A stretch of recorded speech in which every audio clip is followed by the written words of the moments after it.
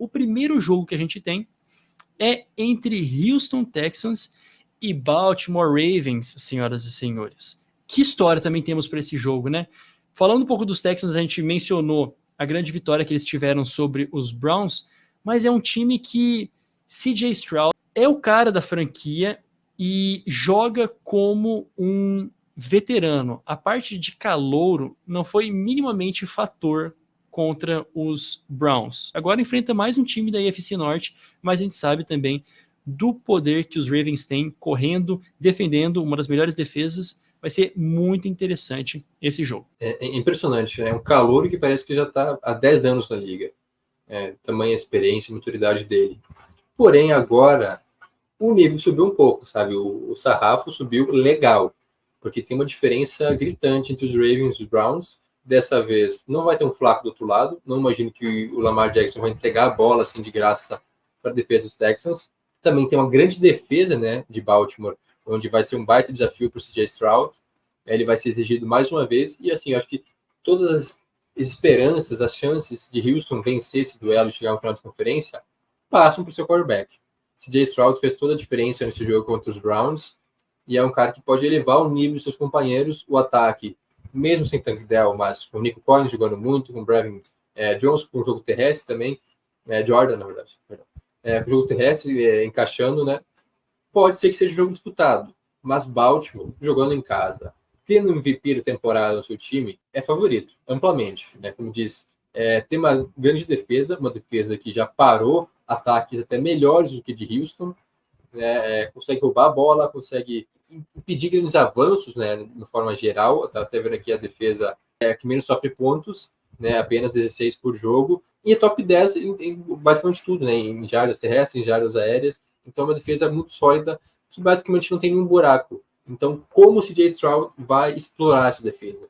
Como que ele vai lidar com o cenário agora, sim, muito mais desafiador do que ele encontrou no wildcard? Os favoritos, claramente, são os Ravens. Continuam indo até como favoritos ao Super Bowl, junto com o San Francisco 49ers, que a gente fala logo em seguida. Eu acho que aquilo que assim, vem para o lado dos Texans é que eles não têm nada a perder. É a maior história de um time que reverte, né, o nível que ele estava numa temporada anterior para o nível que chegou nessa. Muito rápido, né? Uma coisa que assim, nem os Bengals conseguiram fazer na primeira temporada do Joe Burrow. Se me permite, o histórico, né, por favor, confrontos, que, bom, como a gente sabe, os Texans são um time mais jovem da liga, então sempre tem um histórico menor de confrontos. Na semana passada nunca haviam se enfrentado, né, Browns e Texans. Agora a gente já tem Ravens e Texans se enfrentaram no divisional em 2012, veja só, faz um pouco mais de, quer dizer, para 2011, né, em 2012, ou seja, fazem 12 anos agora, com a vitória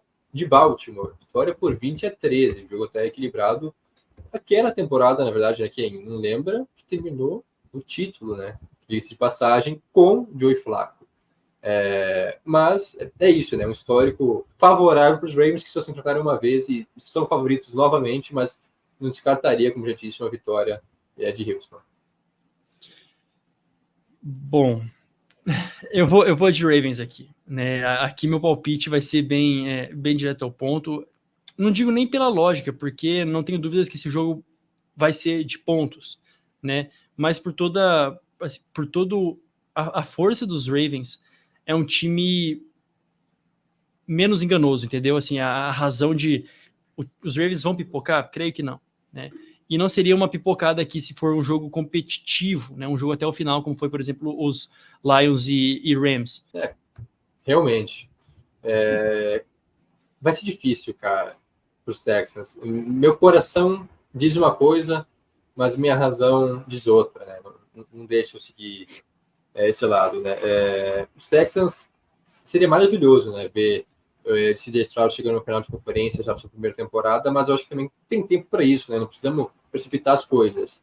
Baltimore é pouquíssimo suscetível a falhas, digamos assim, né? Pelo menos eu acho teria que ser um jogo basicamente perfeito de Houston para eliminar os Ravens, que, claro, chega com grande hype, às vezes sabe que pode ser que entre com um salto alto, seja prejudicial. O Lamar Jackson não é exatamente um cara comprovado em playoffs, tem o mesmo número de vitórias que o Stroud, que só tem um jogo na carreira em pós-temporada, então estou empatado no esquisito aí, mas Baltimore é favorito e, como disse, minha razão, vou seguir minha razão, porque sou um cara muito lógico, vai dar Ravens. Mas a torcida não revela aqui. O próximo jogo, e até a gente poderia fazer um gancho aqui entre as performances desses quarterbacks, né, como foi a do Stroud e a de Jordan Love, né, agora falando que a Era do Amor oficialmente começou.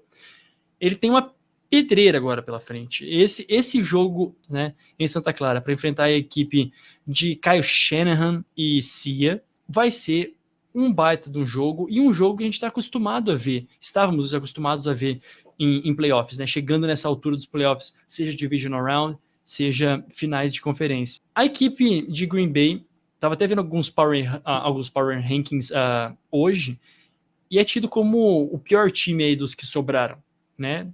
Aquele 9-8 é um time que a gente não dá o crédito que merece, mas Green Bay teve um jogo totalmente dominante, encontrou ali a chave de como dominar os Cowboys e vem com um time jovem, sem nada a perder, enfrentando São Francisco, que sim, tem muita coisa a perder. A equipe dos Niners aqui é o time que entra com a pressão, está toda em cima de São Francisco, e por essas e outras, uma das histórias, né, também esse reencontro de Matt LaFleur com o Kyle Shanahan, velhos conhecidos que também sempre se esbarram, já estiveram no mesmo time, mas também se esbarram em playoffs, e agora os dois sendo a mente mestra dos seus quarterbacks novatos, vamos dizer assim, colocando o ataque para funcionar, mas o favoritismo também é dos Niners. São dois enredos totalmente diferentes, né? Os Packers sem obrigação nenhuma, time o mais jovem que chegou aos playoffs, consegue uma vitória gigantesca, épica contra os Cowboys. É difícil imaginar que isso aconteça de novo, né? Uma atuação assim tão brilhante contra um adversário como os Niners, mas a gente viu que não dá para duvidar esse time, né? Tudo bem que os Niners são meio que a criptonita dos Packers, pelo menos nos últimos anos, né? Enquanto que do outro lado, né? Ou do Rodgers. Ou será que do Rodgers? É um bom ponto. Veremos agora. Os Niners, aí sim, é toda a pressão em cima deles. Se não for agora, esquece, né? Acho que o time, no momento que ele está mais preparado para vencer o Super Bowl, é o grande favorito ao lado de Baltimore, né? Pelo menos para chegar ao Super Bowl. Então, jogando em casa, tem a obrigação de fazer o seu dever de casa e classificar. Agora, quanto aos nuances da partida, veremos se o Jordan Love consegue novamente dissecar a defesa adversária. Agora, sim, uma defesa mais qualificada, até que talvez não force tantos turnovers, mas é uma defesa melhor. Vai ter muita pressão. Nick Bosa, Chase Young, e por aí vai. É muita gente para citar. Melhor não citar ninguém, senão vou acabar esquecendo de algum grande defensor nessa defesa dos Niners. Enquanto que do outro lado, o ataque de São Francisco não é menos badalado. Então, vai ser uma tarefa duríssima, tanto para a defesa quanto para o ataque de Green Bay nesse jogo aí. Como disse, eu acho que também já estão no lucro pela primeira temporada como titular do Jordan Love, chegando ao divisional. Ninguém imaginava, imagino, né? Chegar a esse ponto, talvez o mais otimista dos torcedores. E agora sim, São Francisco, lá em Santa Clara, é sempre difícil, né? A gente viu que os Packers chegando até com times mais preparados, né, para bater de frente com o São Francisco, ainda com o Aaron Rodgers, perdeu, né, lá. Então agora com o Jordan Love, uma expectativa muito abaixo disso, quem sabe? Mas é mais um confronto, como a gente já disse no anterior, onde temos um claro favorito. E eu gostaria também de destacar o fato que os Packers chegaram aonde chegaram, né, sem contar com Aaron Jones em quase a temporada inteira. O cara teve 2 touchdowns corridos na temporada inteira. Nesse último jogo contra os Cowboys foram 3. Aquilo que a gente falava é que o jogo terrestre tinha que entrar. Entrou de uma forma maravilhosa, né? Que a gente não...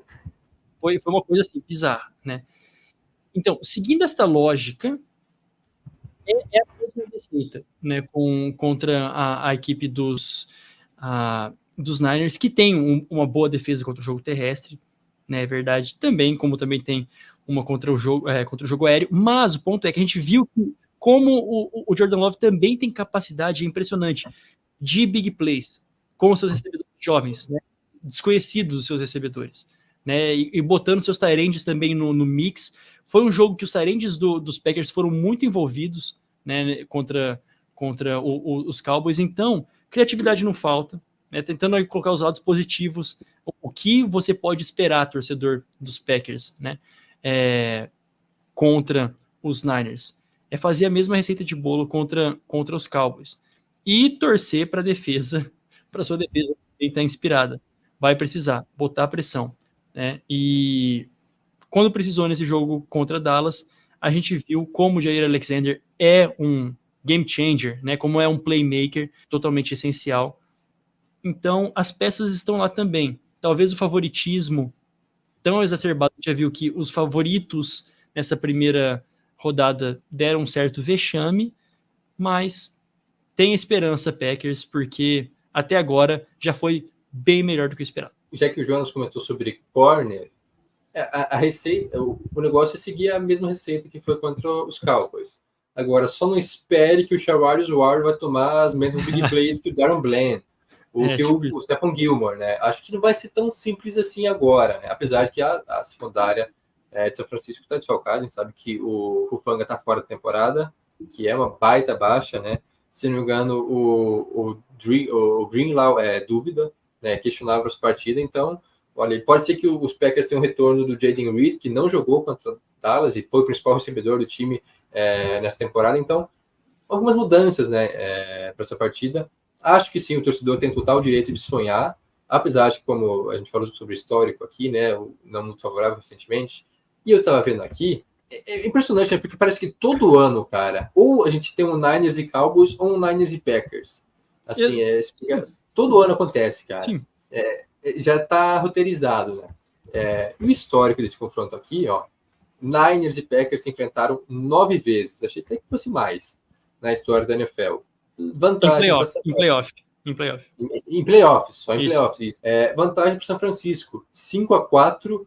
Detalhe, venceu os últimos 4 jogos. Né? Os Packers estavam com a vantagem, né? Venceram 4 dos 5 primeiros, mas as últimas 4 vezes deu São Francisco, isso de 2013 para cá, né? Seja em divisional, wildcard, ou então na final de conferência em 2020, né? Também vitória para São Francisco. Então, o histórico é levemente favorável para São Francisco, mas bem favorável recentemente, né?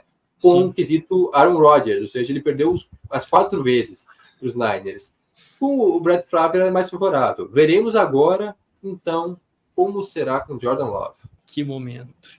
Jogaço. Não perca esse, para ficar claro, esse é o último, são 2 jogos no sábado, 2 no domingo. Esse ainda é o jogo do sábado.